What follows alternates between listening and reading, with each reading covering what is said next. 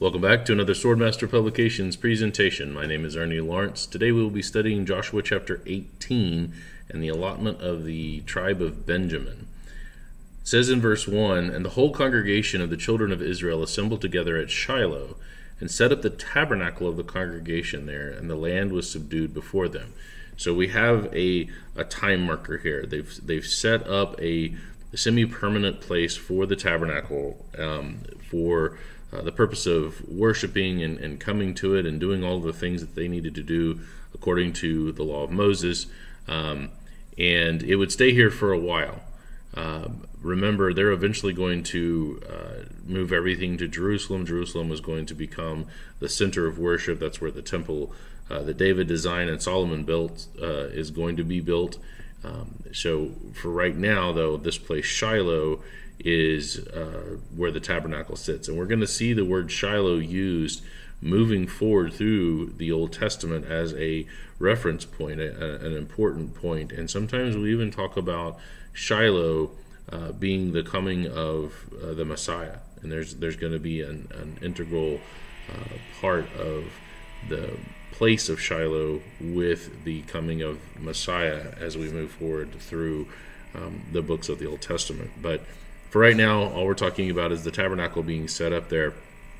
And it says the land was subdued before them. So we are at a time period now where the land has been conquered. The armies have been conquered, but they're still kind of going out and measuring and kind of marking off their land and apportioning the land to the various tribes here.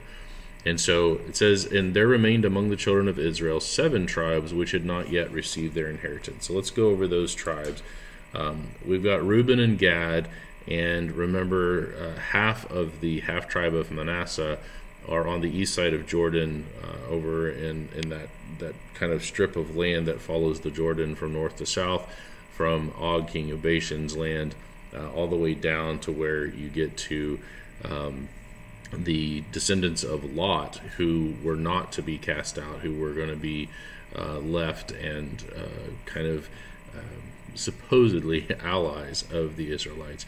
So you have that part, but then you also have, we've already apportioned the rest of Manasseh and Ephraim at this point. So Reuben, Gad, Joseph, and Judah have all been apportioned at this point.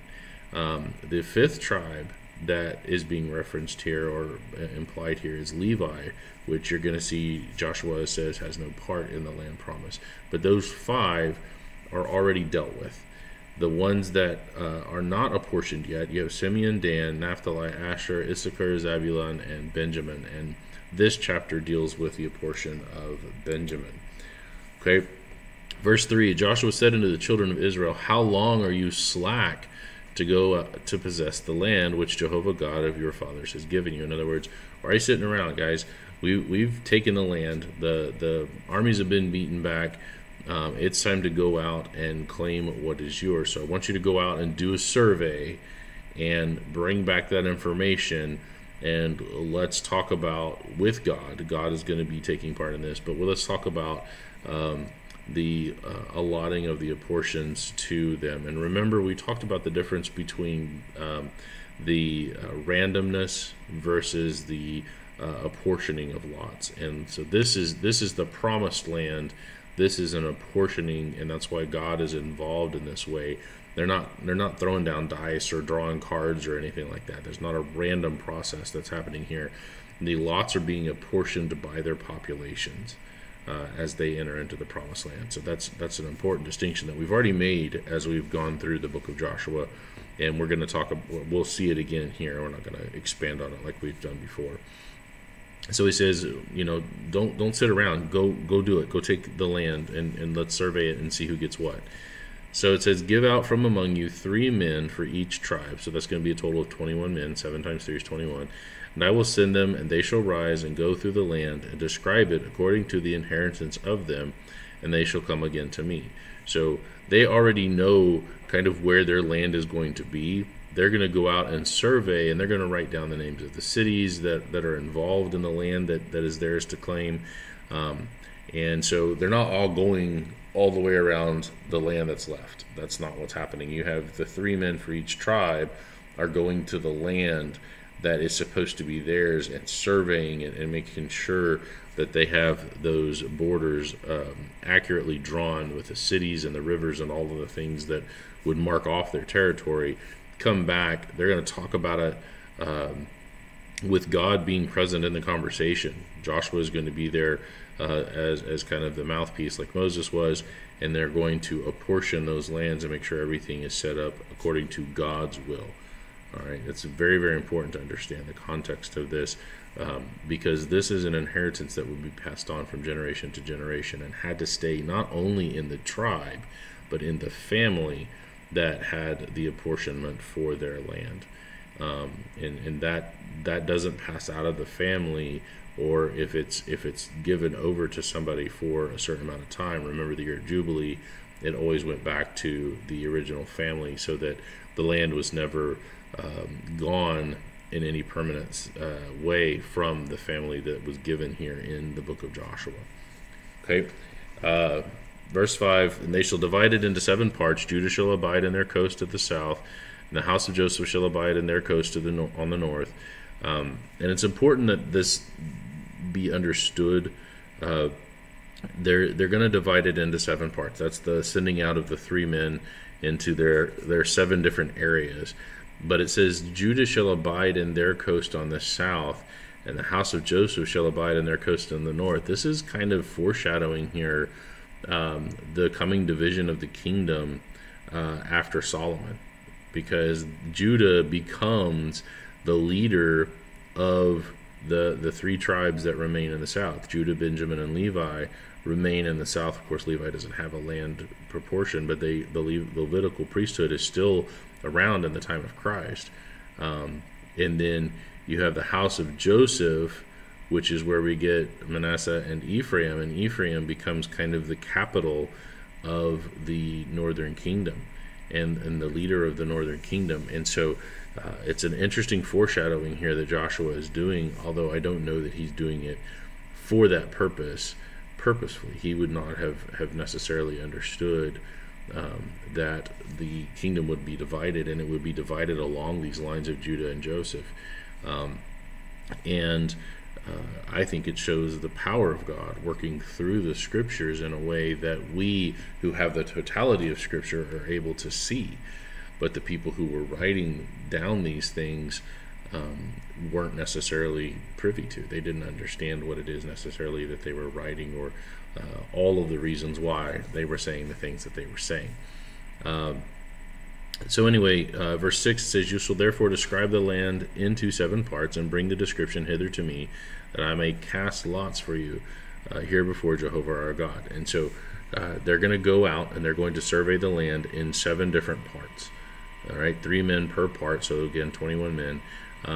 But they're going to bring the description of those surveys back to Joshua, that I may cast lots. Again, we talk about this is not the random dice or drawing of cards or some kind of random mechanism here. Cast lots for you here before Jehovah our God. This is the apportioning. This is the drawing out of the land in an apportioned manner, or a manner that befits the population of the Israelites as they stand coming into the promised land, because that was going to be a fixed thing. And so here it is before the Lord. Joshua was saying, hey, we're taking God's advice and instruction on this, because this is God's promise of what he's giving to you, and you need to follow what God is saying. And there is no randomness to this idea here. It is a very logical, surveyed, reasoned out process that is happening here. And then verse 7, But the Levites have no part among you, for the priesthood of Jehovah is their inheritance, and Gad and Reuben and half the tribe of Manasseh have received their inheritance beyond Jordan on the east, which Moses, the servant of Jehovah, gave them. Okay, so he's iterating again some of the points about the tribes that have already gotten their apportionment. The Levites don't have a part, so that's one of the 5 tribes that have already been addressed. Gad, Reuben, and half of Manasseh have already gotten their stuff on the east. He's going back over that. And so he says, everybody else that I haven't named, go out and do your surveys. So verse 8, the men rise, and they went away. And Joshua charged them that went to describe the land, saying, go and walk through the land, describe it, and come again to me, that I may here cast lots for you before Jehovah in Shiloh. So they're going to be at the tabernacle doing this, and they're going to go out and they're going to survey the land, and they're going to describe it so that they can set those borders and say, hey, these are the places where the tribe of Naphtali ends. This is where the boundaries of Asher are, and describe these and come back. And Joshua, in the casting of lots here, is really verifying what it is that they already know to be the land. So the three guys that go out for, let's say, Asher, they go out and they survey the land that has been given to Asher, and they describe that and say, this is what we have been told is going to be our land. These are the descriptions. These are the landmarks in our land. And come back. And Joshua, there before God, is going to say, yes, this is accurate. These are the landmarks. This is forever officially the land of the tribe of Asher. And these are the families that will dwell in these specific places in the land of Asher.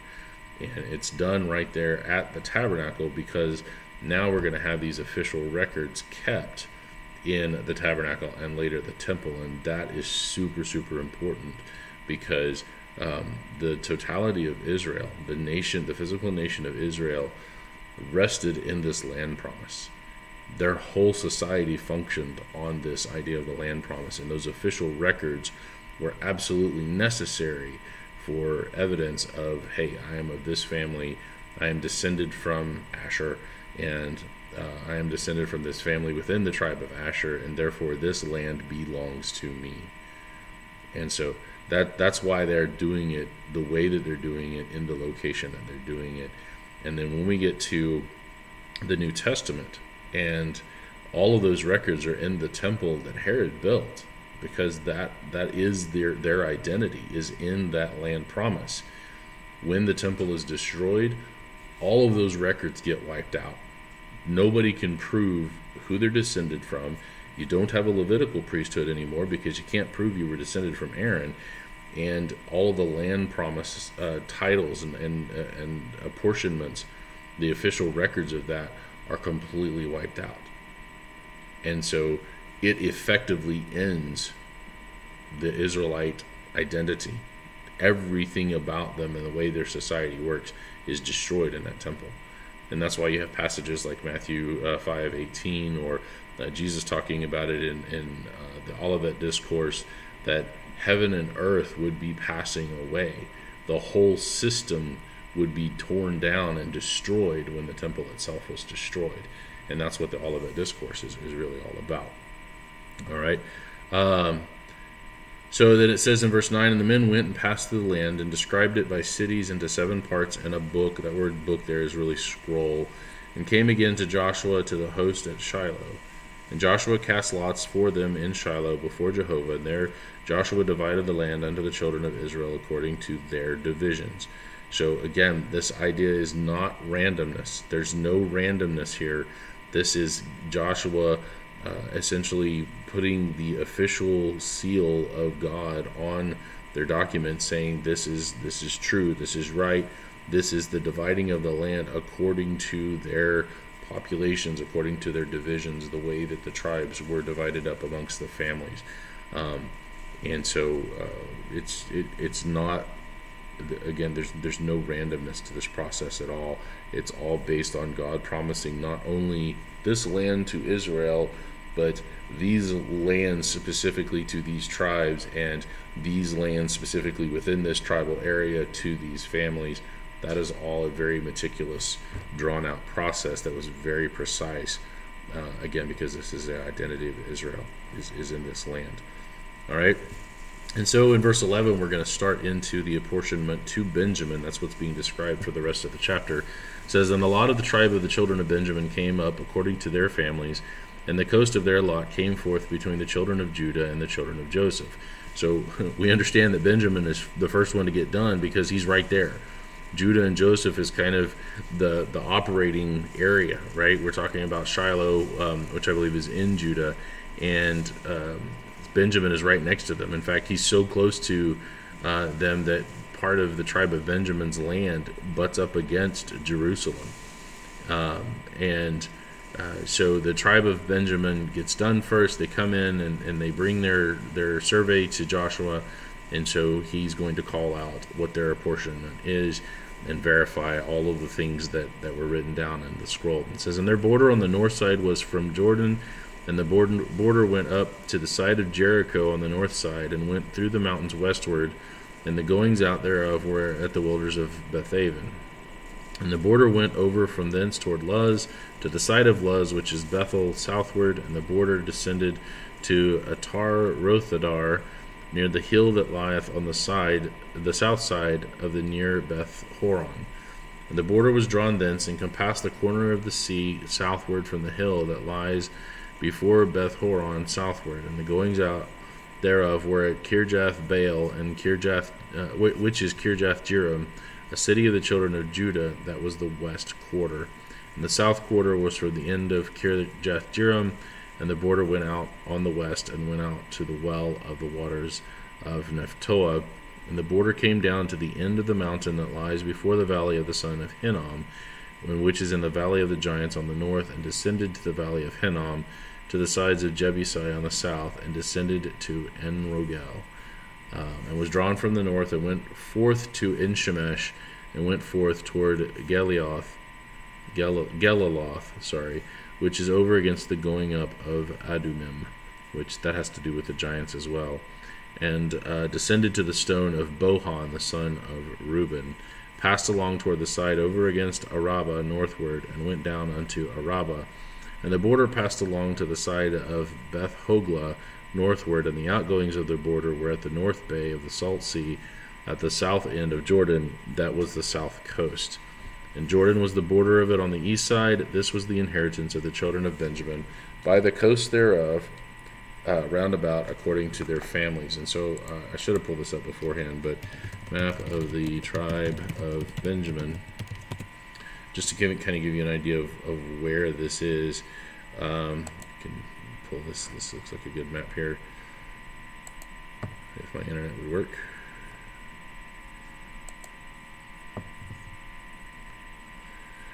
And clicky thing here. So this is going to give an idea of where Benjamin was located. You can see here, here's Ephraim, right to the north, and Judah to the south. Here's the Jordan River. This is where they come across. Jericho is actually located in the tribe of Benjamin's territory. All right, and so you have all of these things noted in this area that is marked off. All of these places that we just read about. There's Bethaven, Kirjath Jearim is over here, and you've got En-Shemesh and Beth Hoglah, and let's see here, there's Gibeah, which we read about, and the taking of it, Gibeon. A lot of places that are like names that we see quite a bit. All right, now here's Bethlehem, and